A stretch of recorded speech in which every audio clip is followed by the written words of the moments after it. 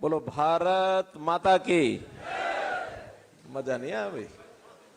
भारत माता की, भारत माता की। धन्यवाद। आज के इस चुनाव के समय में पार्टी कार्यकर्ताओं के इस सम्मेलन में, क्योंकि मैं कार्यकर्ताओं का सम्मेलन कह रहा हूं, ये कोई जनसभा नहीं है। कल ही मैंने कहा था तो कहने लगे हम अपने कार्यकर्ताओं को बुला लेंगे। अरे कोई बात नहीं, सुन लो, थोड़ा बहुत उनका भी काम है, करने दो, सबका अपना अपना काम है। ये ऐसा करो ना, ये मोबाइल वाले इधर आ जाओ, मोबाइल वाले की जगह नहीं, वहां नहीं है, बाकी वो ठीक है। यहां जो हैं, जो अपने आप को भारतीय जनता पार्टी के कार्यकर्ता मानते हैं, वो जरा हाथ खड़े कर दो। इसका मतलब मैंने जो कहा वही है कि कार्यकर्ताओं का यह सम्मेलन है। तो इसलिए मित्रों, आज हमारे बीच में हमारे प्रत्याशी भाई दिनेश कौशिक जी स्वयं उपस्थित हैं। हमारे जिले के अध्यक्ष भाई राजपाल जी जांगड़ा वो उपस्थित हैं। हमारे पूर्व के विधायक, बहुत कर्मठ विधायक, जिन्होंने इतना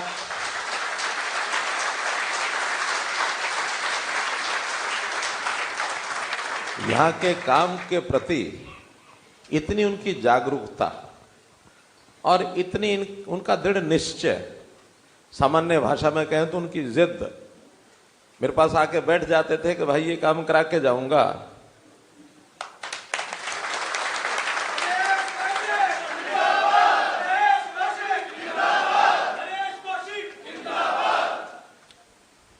नरेश दिनेश कौशिक, नया नारा ये बात है ना। हमें अपना निशाना ध्यान रखना चाहिए। जब नरेश कौशिक का निशाना था तो नरेश कौशिक का निशाना था, आज दिनेश कौशिक का निशाना तो दिनेश कौशिक का निशाना है।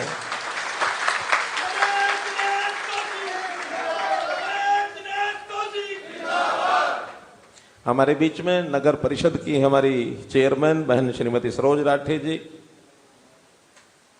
भाई राजेंद्र भारद्वाज जी जो विधानसभा के संयोजक हैं और आईटी प्रमुख हैं, हमारे भाजपा किसान मोर्चा के हैं, श्री करमवीर राठी पूर्व चेयरमैन, हमारे पूर्व जिला अध्यक्ष भाई विजेंद्र दलाल जी, भाई महेश शर्मा जी, महेश कुमार जी,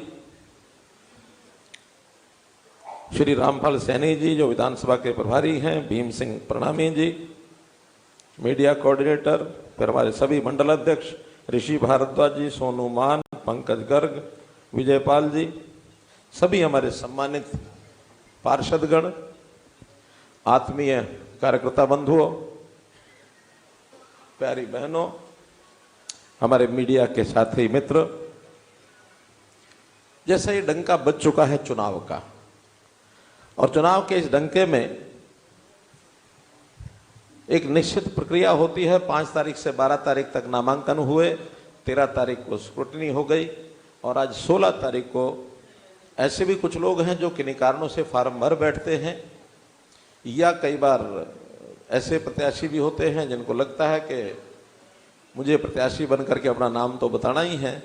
कोई हमारे पार्टी के समर्थन के लोग होते हैं, कोई विरोध के लोग होते हैं। तो आज का दिन जो है उन सब के लिए विड्रॉल का दिन है 3 बजे तक।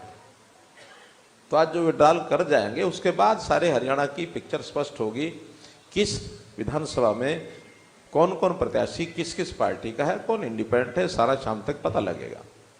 इससे पहले पहले पार्टी की सारी व्यवस्थाएं कि हर विधानसभा में चुनाव लड़ने वाले प्रत्याशी तो तय हो गए, लेकिन उनको लड़ाने वाली टीम, कार्यालय खुलेंगे चुनाव के, फिर प्रभारी बनेंगे, फिर वहाँ हर व्यवस्था के अलग अलग प्रबंध के लोग होंगे। काफी काम आप लोगों के जिम्मे लगा होगा। कुछ काम ऐसे होते हैं क्षेत्र के अनुसार एरिया वाइज बांटे जाते हैं कि भी इस वार्ड में, इस बूथ में, इस गांव में ये जाएंगे, ये बूथ के अनुसार घर घर संपर्क करेंगे, ये बेनिफिशियरी हमारे जो है उनको संपर्क करेंगे, ये जातिगत समूह होते हैं, ये व्यवसाय के समूह होते हैं, उनसे सबसे मिलेंगे जुलेंगे। कुल मिलाकर के एक पूरे अपने विधानसभा क्षेत्र में हमने एक ऐसा वातावरण बनाना है कि सारे लोग जागरूक हैं, सबको लगे कि हमको इस बार भारतीय जनता पार्टी की तरफ वोट डालना है, अपने प्रत्याशी दिनेश कौशिक जी को हमने जिताना है। ये तो एक मोटी मोटी रूपरेखा मैंने बताई है, लेकिन आखिर तो हम लोगों को मिलेंगे, लोग भी हमसे पूछेंगे बताओ क्यों जिताना है। जब तक उनको गले बात नहीं उतरे जनता के, तब तक तो वोट क्यों डालेंगे हमें। मैं ये कार्यकर्ताओं की बात कर रहा हूं आपके सामने, मैं कोई जनता के सामने भाषण नहीं कर रहा हूं। आप सब कार्यकर्ता हैं, आपने जनता के लोगों के पास जा करके जो बातें बतानी है उसका उल्लेख कर रहा हूं। कुछ आपके माध्यम से बात जाएगी, कुछ हमारे मीडिया के मित्रों के माध्यम से बात जाएगी, और जो तथ्य हैं, जो सच्चाई है, वो बताएंगे। हमने किसी को बहकाना नहीं है, कांग्रेस की तरह झूठ नहीं बोलना है, झूठे वायदे करने नहीं है। वरना तो कई बार कहा जाता है कि भाई झूठ सच सब चल रहा है। हम भारतीय जनता पार्टी के लोग हैं, झूठ सच हमारे लिए नहीं, हमारे लिए सच ही सच है, झूठ बोलने वाले कांग्रेस के लोग हैं। क्योंकि हमारे पास सच इतना है कि उनके झूठ को हम कहीं खड़ा नहीं होने देंगे।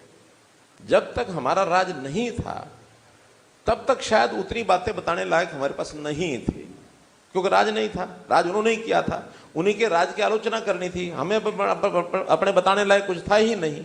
लेकिन आज तो हमारे पास अपना बताने लायक इतना है, चाहे उनकी कमियों को हमने दूर किया, चाहे अपने नए काम हमने खड़े किए लोगों को सहूलत के लिए, साथ उनके हित में।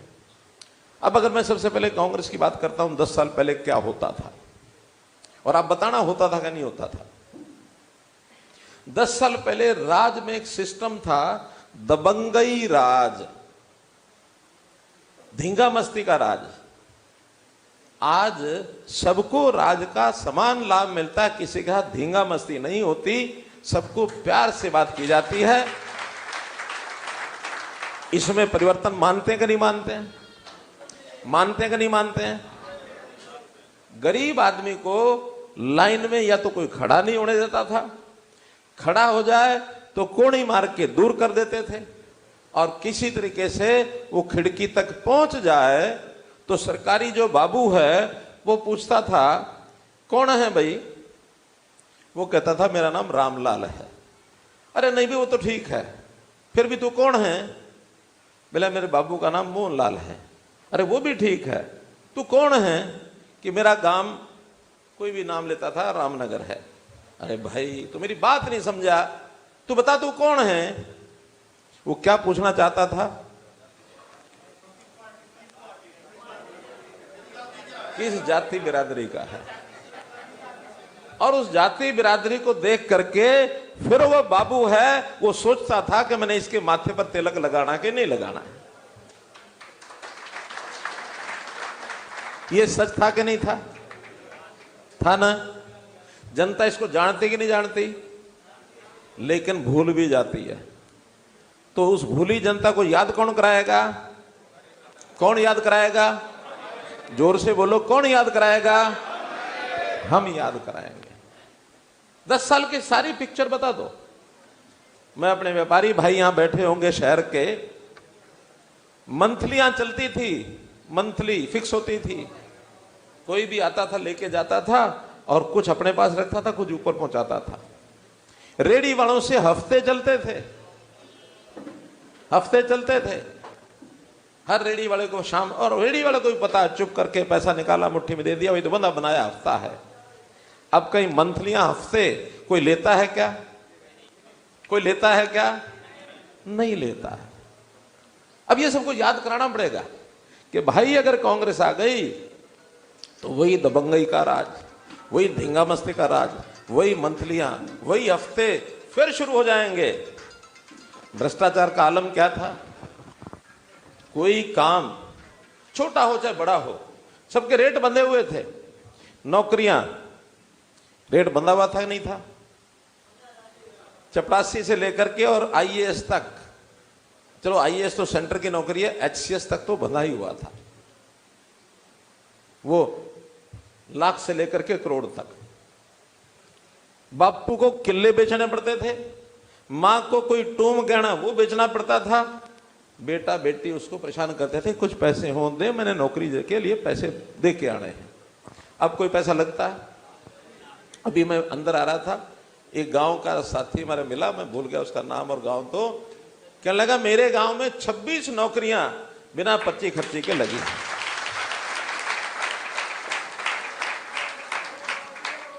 वो खड़े हैं, क्या नाम आपका? ये मिले थे। और आप ये नहीं, हर गांव में जाके पूछ लो ये बात, बिना पर्ची बिना खर्ची। अपनी सरकार का अंग्रेजी में एक शब्द होता है यूएसपी, उसको पूर्ण फुल फॉर्म है यूनिक सेलिंग पॉइंट। यानी हमारा ये एक ऐसा विशेष बात जनता को जादू चढ़ बोल रही है कि भाई ये सरकार है और जो नौकरी में बदली में पैसा नहीं लगने देगी। एक नौजवान हमारे किसी अधिकारी को मिला, मुझे नहीं मिला, मुझे उसने बताया अधिकारी ने, जब मुख्यमंत्री के नाते से हमने नायब सिंह सैनी को अपना उत्तराधिकारी इस नाते से मुख्यमंत्री की कुर्सी उनको थमा दी, केंद्र का आदेश था ये करो, हमने 24 घंटे नहीं लगने दिए, फट कर दिया। वरना ये कुर्सी की लड़ाई कैसी होती है पता है ना? इसी में पार्टियां बिखर जाती हैं, पार्टियां टूट जाती हैं, खेमे बढ़ जाते हैं। एक कुर्सी है, लेने वाले कई हो जाते हैं, कुर्सी पर बैठने नहीं देते। 4 टांग होती है ना कुर्सी की, चारों अपने साथ उठा के ले जाते हैं, तोड़ देते हैं, कुर्सी को बैठने नहीं देते किसी को। लेकिन ये भारतीय जनता पार्टी है, 24 घंटे में हमारे सारे मंत्री, सारे विधायक सबने कहा ठीक है, हमारा नया मुख्यमंत्री नायब सिंह सैनी होगा। और उसके बाद में जो नेता की बात बता रहा हूं, एक नौजवान मिला, उस नेता को कहने लगे कि मनोहर लाल जी के टाइम पर तो बिना पर्ची बिना खर्ची नौकरी मिलती थी, अब वो जारी रहेगी या खत्म हो जाएगी? उसकी चिंता कितनी है? अब ये तो जो कोई अपनी ही पार्टी है, अपने ही मुख्यमंत्री हैं। आगे बढ़ करके हमारे मुख्यमंत्री ने भी कहा कि जैसा पहले चल रहा था वैसे ही चलेगा,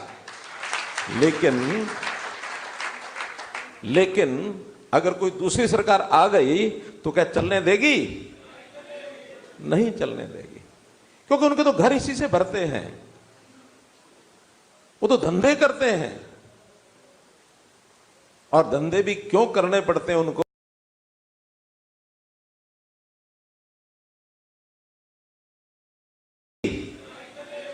नहीं चलने देगी, क्योंकि उनके तो घर इसी से भरते हैं, वो तो धंधे करते हैं। और धंधे भी क्यों करने पड़ते हैं उनको? बुआ फूफा उनके रिश्तेदार, वो एक परिवार होता है। हम कहते हैं वो परिवार भी उस बड़े परिवार का हिस्सा है। मेरे पास आओ तो उसी लाइन में आके खड़े हो जाना जब बाकी लोग खड़े हैं। जो ये छोटा परिवार रिश्तेदारी का परिवार है, इसमें से भी कोई आदमी मेरे घर पर आकर के दस्तक नहीं दे सकता था कि मैं काम के लिए आया हूं। भाई जहां जनता मिलती है वहां आ जाइए, अपना पर्चा दे जियो, काम होने वाला तो तेरा भी होगा। वो भी सबकी तरह उसका भी होगा, क्यों नहीं होगा? वो दुश्मन नहीं है, ठीक है, एक रिश्ता परिवार का जो बना होता है, समाज में उसका मान्यता होती है, लेकिन काम तो सबके ही कराना है। उसका भी होगा तो आपका भी होगा। वो भी अगर कहीं मेरिट में अगर आता तो नौकरी वो भी ले जा। किसी नेता का बेटा अगर मेरिट में आता तो ले ले नौकरी, अफसर का आता तो वो भी ले ले नौकरी। इनके समय में एचसीएस की नौकरियां, कोई एचसीएस यहां मेरी बात सुन रहा हो तो बुरा ना मानना, या किसी का रिश्तेदार एचसीएस हो वो भी बुरा ना मानना। ये एचसीएस का रिजल्ट निकालने के पहले लिस्टें मंगवा लेते थे, और जो उसमें से ऊपर के टॉप के 150 लोग होते थे जिसमें से नौकरी लगनी है, पहले उसके घर में आदमी भेजते थे अगर उसका ब्याह नहीं हुआ तो, कि भाई पहले हमारा ये रिश्तेदार लड़की है, इसका रिश्ता ले। या कोई लड़की होती थी तो मेरे लड़का बेटा है, उनका रिश्ता ले।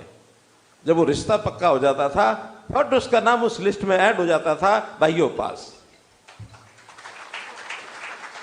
वरना क्या कारण है कि 2014 से पहले के 15 से पहले के जो एचसीएस हैं उनमें इतने ज्यादा संख्या रिश्तेदारों की है और बाद में रिश्तेदार एकदम कम हो गए। ऐसा तो नहीं था कि पहले वाले इनके रिश्तेदार थे वो बहुत काबिल थे और आज उसके बाद उनके रिश्तेदारों की काबिलियत खत्म हो गई, ऐसा नहीं है। ये भूंडा खेल ये चाल्या करदा, ये भूंडा खेल चाल्या करदा। मेरी बात समझ रहे हैं? मैं समझा पा रहा हूं? तो मित्रों, हमने ये सारी बातें जाकर उनको समझानी है, बतानी है और अब कुछ तुलना भी करनी पड़ेगी। तुलना इस नाते से, कामों की भी तुलना करो कि हमारे 10 साल में हमने क्या क्या किया, और अगर हुआ हो इस इलाके में तो ये बता देना। ये केएमपी सड़क दलाली के चक्कर में रुक गई थी कि नहीं रुक गई थी? कमीशन के चक्कर में रुकी थी ना? किसने शुरू की? हमने शुरू की ना। आज केएमपी सड़क का फायदा ये हुआ है कि नहीं हुआ? हमको हुआ कि नहीं? हालांकि आज भी सुप्रीम कोर्ट में लड़ाई चल रही है। हमने सुप्रीम कोर्ट को जाकर कहा भाई लड़ाई लड़ लेंगे, जितना पैसा आप कहोगे पुराने वाले लोगों को उतना ही दे देंगे, लेकिन काम मत रोको। सुप्रीम कोर्ट ने कहा ठीक है, अच्छी बात है, काम को चालू करो, बाकी निपटारा हम करेंगे कि इसको कितना पैसा देना है। लेकिन इन्होंने उसको रोक दिया था। चलो ऐसा है ना, एक नीति है ये सरकार की, क्या कि भाई सड़क का जो उपयोग करेगा उससे पैसा 15-20 साल उसी से लेंगे थोड़ा थोड़ा, ताकि इसका पैसा चुक जाए। आज इतनी दुनिया भर की सड़कें बन रही हैं, सरकार के पास इतना पैसा नहीं होता सारा पैसा वो लगाई जाए, जनता से थोड़ा थोड़ा थोड़ा थोड़ा। वो कहा होता कि नदी न घटियो नीर, क्या बोलते हैं, चिड़िया चोंच भर ले गई, नदी न घटियो नीर, दान दिए धन ना घटे, कह गए भगत कबीर। ये भैया दान के रूप में कहना, टोल वोल जो होता थोड़ा थोड़ा जाने दो। आखिर हम कमा रहे हैं तो कर रहे हैं, आखिर हमारी गाड़ी है, 2-4 लाख रुपए की गाड़ी है, अगर कहीं जाएंगे तभी तो टोल लगेगा, घर बैठे थोड़ी लेके जाएंगे, घर बैठे नहीं ले जाएंगे। हाँ, थोड़ी तकलीफ लोगों को होती है कि वहां 15 मिनट खराब हो जाते हैं। ये समस्या का हल हमारे केंद्रीय मंत्रालय ढूंढ रहा है कि अब आपको वहां रुकना ना पड़े। वहां वो एक चिप लगा करके और उसको ऊपर सेंसिंग वो लगा देंगे सिस्टम कि आपकी गाड़ी जाएगी, जितना पैसा उसमें कट जाएगा आपके खाते में से अपने आप निकल जाएगा। अब थोड़ा मुझे बात करने दो, फिर मैं थोड़ी बात कर लूँ ना। जो हो गया है उसको बताओ हुआ कि नहीं हुआ। जो नहीं हुआ मैं उसको स्वीकार करता हूं कि आखिर सरकार तो अगली अपने 5 साल बढ़नी है। बढ़नी है कि नहीं बढ़नी है? जब बढ़नी है थोड़ा भरोसा कर लो, सारे कामों की लिस्ट दे देना। आज वैसे भी कोई आप काम बताएंगे उसकी हाँ मैं इसलिए नहीं कर सकता क्योंकि आज क्या है, ठीक है ना। आप कोई काम हो लिख करके अपने जो नए विधायक बनेंगे, दिनेश कौशिक जी, अपने जिलाध्यक्ष, अपने पुराने विधायक, अपने पूर्व जिलाध्यक्ष, जितने भी नेता हैं, इनमें से किसी को दोगे तो चंडीगढ़ पहुंच जाएगा। उन सब कामों को कराएंगे, क्योंकि आज एक एक काम गिनाएंगे तो आधा घंटा इसी में लग जाएगा। इसलिए मैं आपको खुला आह्वान कर रहा हूं, आज सारे काम बाद में लिख के देना। पहला काम अब यह है कि अपने अपने प्रत्याशी दिनेश कौशिक जी को जिताना है, भारी मतों से जिताना है। इसी में यहां ईएसआई का हॉस्पिटल 1000 बेड का 65 करोड़ रुपया लगा करके ये बन रहा है कि नहीं बन रहा है? बन रहा है ना। यहां सिविल अस्पताल 100 बेड से 200 बेड का हुआ कि नहीं हुआ? हुआ। यहां उत्तरी बाईपास 400 करोड़ रुपए का लगा करके बना कि नहीं बना? बन रहा है, अभी बन रहा है ना। तो उत्तरी बाईपास की डिमांड हमारे रमेश कौशिक जी ने उठाई थी। कई समस्याएं थी, जमीन की बहुत समस्याएं थी, फिर हमने कहा नाले के ऊपर बना दो, फिर कोई और जमीन बची उसको खरीद लो। ये सारा एक एक नक्शा मंगा करके मैंने क्लियर किया इनके सामने। क्यों नरेश, ऐसा ही ना वो, और उसकी उस झमेले में मैं भी साथ लगा रहा, मुझे इसलिए पता है, क्योंकि जमीन सबसे कठिन काम होता है सड़कों के लिए, लेकिन उसका रास्ता निकाला। ऐसे ही बस अड्डा आपका बाईपास पर नया बना के नहीं बना, 16 एकड़ में नया बस अड्डा बनाया है। ऐसे ही यहाँ के सीवरेज की, बरसाती पानी की ड्रेन ये बनी कि नहीं बनी? हो गई कि नहीं? क्योंकि मुझे पता है जब मैं यहाँ आता था, मेरा बहुत आना जाना बहादुरगढ़ में सन 1981 से है। 1981 से बहादुरगढ़ में आता हूँ, और जब कभी बरसात आती थी तो ये जो आपका मेन बाजार है, 1.5-2 फुट पानी खड़ा हो जाता था। हमारे इलाहाबादी जी बैठे हैं यहाँ, अभी मिले थे, वो बैठे हैं इलाहाबादी जगदीश जी, इनकी दुकान के सामने 2 फुट पानी होता था। आज पानी खड़ा होता है क्या? नहीं खड़ा होता। तो ये सारे सिस्टम हमने बनाए, सैकड़ों हजारों करोड़ रुपए लगा के बनाए हैं। ऐसे ही हमारा जो चिल्लर चिकारा बेल्ट है, साफ पानी की व्यवस्था हुई कि नहीं हुई? साफ पानी की व्यवस्था हुई।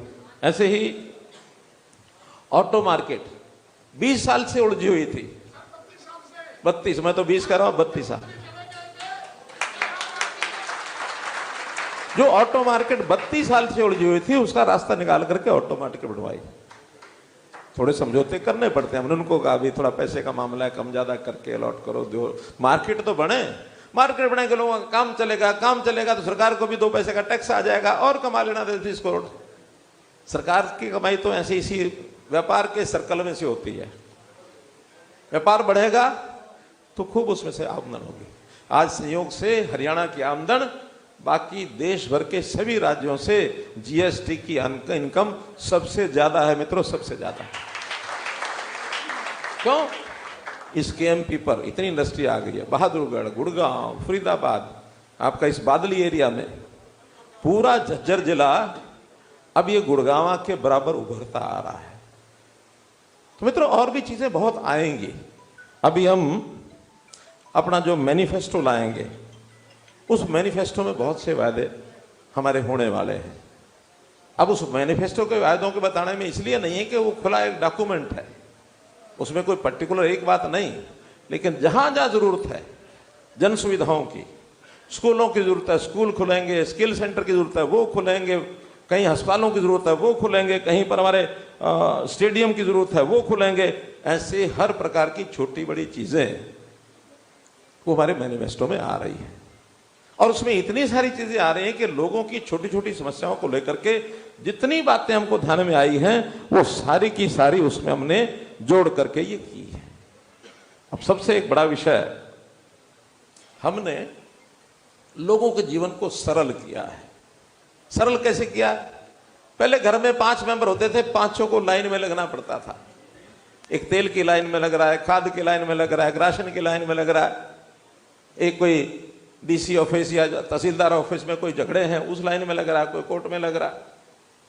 लेकिन अब हमने इन चीजों में बहुत सुधार किए हैं, जिसकी आलोचना भी थोड़ी होती है, लेकिन उस आलोचना का डर नहीं है मुझे, क्योंकि हमने सुविधाएं इतनी पैदा कर दी कि लोग महसूस करते कि बहुत अच्छा काम किया। ये परिवार पहचान पत्र के नाते से हर परिवार का खाका हमने खींच के रख दिया। आपको अपना कास्ट सर्टिफिकेट लेना है तो अब किसी तहसीलदार के दफ्तर में जाने की जरूरत नहीं है। आप कंप्यूटर वाले को जो 10-20 रुपए की फीस है दो और मेरा कास्ट सर्टिफिकेट दे दे, फट निकाल के दे देगा कि ये बैकवर्ड क्लास का है, ये इसकी जाति है, ये अनुसूचित जाति का है, ये इसकी जाति है, क्योंकि सब उसमें फीड हो गया। और जीवन भर पहले तो था हर बार जाके फॉर्म भरना पड़ता था, 100 बातें वो पूछते थे। अब वो पूछने की जरूरत नहीं है कि वहां नाम भी पता है, पिता का नाम पता है, या महिला है उनके हस्बैंड का नाम पता है, उसमें जाति क्या है वो पता है, इनकम क्या है वो पता है, एड्रेस क्या है वो पता है, फोन नंबर क्या है वो पता है। आपने तो केवल क्लिक करना है कि हमको हमारा जाति प्रमाण पत्र दे दो। या किसी दिव्यांग को दिव्यांग का सर्टिफिकेट चाहिए तो उसमें दर्ज है कि परिवार का कौन हमारा सदस्य दिव्यांग है। दिव्यांग मतलब उसको शरीर में कोई कमी है, वो दिव्यांग का सर्टिफिकेट उसी में मिल जाता है। किसान को अपनी फर्ज चाहिए, चक्कर नहीं काटने, बटन दबाओ, 1 मिनट में फर्द लेके आ जाओ। आप में से किसान कौन कौन है? नीचे करो। ये फर्द का प्रयोग किस किस ने किया है? 10-12 लोग हैं। मिलती है क्या नहीं 1 मिनट में फर्द? और पहले क्या होता था? 6-6 महीने दफ्तरों में चक्कर काट काट के जूतियां घिस जाती थी, फर्द नहीं मिलती थी। तो मित्रों ये सारे काम हमने, किसानों की फसल बेचते हैं किसान, पहले पैसे कहां जाते थे? यहां कोई आड़ती भाई बैठा हो तो नाराज ना होना, वो भी हो सकता है हमारे समाज के लोग हैं, लेकिन सही मायने में मोदी जी ने कहा देखो ये पैसा तो ये किसान का है, अब किसान का पैसा किसान अपनी मर्जी से उसके खाते में से निकाल के चाहे सारा दे दे किसी को, चाहे उसको ब्याज पर दे दे, चाहे उसको लुटवा दे, पैसा उसका है। आड़ती आज किसान से मांगते हैं जाके, भाई के में पैसे तेरे बैंक में पड़े हो तो दे दे। कोई आड़ती है मांगते कि नहीं? आप किसानों से पैसे लेते हो ना? जरूरत ही नहीं, अब जरूरत ही नहीं है, नहीं उनके खाते में, लेकिन फिर भी जरूरत पड़े तो अब किसान से मांगने पड़ते हैं, जरूरत पड़ जाए तो। पहले किसान मांगता था, उसके अपने पैसे, उसके अपने पैसे होते थे। मैं इसकी आलोचना के लिए नहीं, मैं सुविधा की बात करता हूं, किसान को सुविधा। और अगर 72 घंटे उसके खाते में पैसे नहीं जाए तो ब्याज मिलता है, 8% का ब्याज उस किसान को उसके खाते में जाता है। किसान को कोई ब्याज दे दे, लेना तो सब जानते हैं किसान से। कभी किसान ने ब्याज किसी से लिया? आज किसान को भी व्यापारी बना के खड़ा कर दिया। भाई सब सोच समझ के काम कर, कर्जा ले, उस कर्जे को उतार, कहीं पैसा दे तो उसका ब्याज भी ले। अब लेना और देना दोनों समझ में आ गए किसान को, वरना किसान केवल लेना लेना ही करता था और बाद में आवाज उठती थी, भाई हमारा कर्जा माफ कर दो। आज किसान की आवाज इसलिए नहीं उठती कि उसको कमाई बढ़ गई।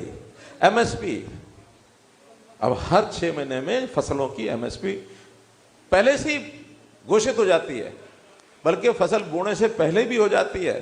किसान को छूट होती है, भाई इसका इतना रुपया मिलेगा, बोना है ये बोल, नहीं तो और जो बोना वो बोल। बल्कि हमने तो एक और काम उल्टा किया है, हमने कहा कि धान ऐसी चीज है, अब हरियाणा में इसमें बहुत बोने की ज्यादा जरूरत नहीं है, और उसकी घोषणा कर दी कि जो धान नहीं बोएगा दूसरी फसल बोएगा, हम सरकार उसको पल्ले से पैसा देंगे। कितना? 7,000 होगा क्या 8 है? 8 हो गया। चलो तो कुल मिला के भाई ये मत बोल, और कुछ बोले, दाल बोले, बाजरा ज्वार, जो भी कोई उस समय की फसल होती है, मक्का होता है उस समय, खाली छोड़ने के भी पैसे हैं। पहले पुराने समय में किसान, जो पुराने किसान उनको पता है कि जमीन को 4-5 साल बाद एक बार खाली छोड़ते थे, खाली छोड़ते थे। हाँ, इसलिए कि खाली छोड़ने के बाद जमीन की जो उर्वरक शक्ति है, पैदावार की शक्ति, वो बढ़ती है। आज हम खाली छोड़ने के भी पैसे देने लगे, भैया कुछ मत वो ले ले पैसे ले।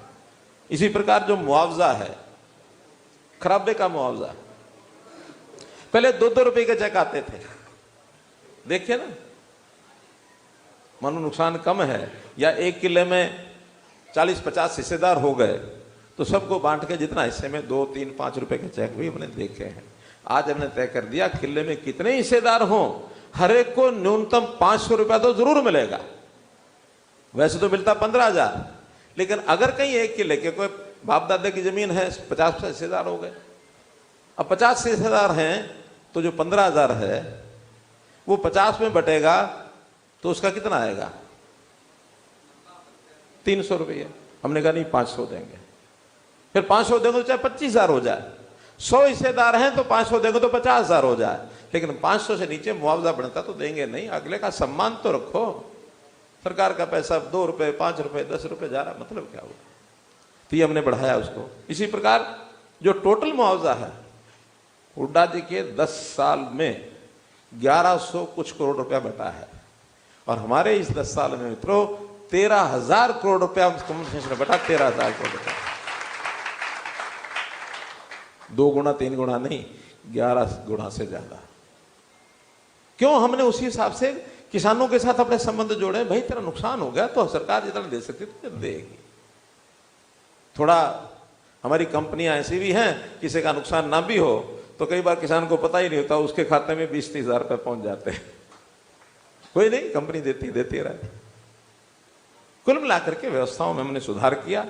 एमएसपी 24 फसलों पर घोषित हो गई है। 24 फसलों पर एमएसपी घोषित हो गई है। कभी किसी प्रदेश ने आज तक नहीं की, हमने कर दी है, हमने कर दी है। और मान लो कोई फसल इतनी ज्यादा है, हो सकता हम खरीदने में दिक्कत आए, हमारे पास भंडार नहीं है, तो उस नाते से हमने ये भी कर दिया कि भाई बाजार भाव में और तेरी आज जिस भाव बिक रही है उसमें, यानी जो एमएसपी है और जो बाजार भाव है उसमें जो अंतर होगा उस अंतर को तो पर्ची ला के दिखा दियो, भावांतर भरपाई में उतने तेरे पैसे जमा भी हो जाएंगे। हमने बाजरे में पिछले 3 साल से भावांतर भरपाई दे रहे हैं, हमने अभी सूरजमुखी में दिया, सब्जियों में, फलों में, उसमें दे रहे हैं। कई बार तो सब्जियां, हमारे सब्जी उत्पादक जो है ना, सड़क पर फेंक देते थे, टमाटर फेंकते थे।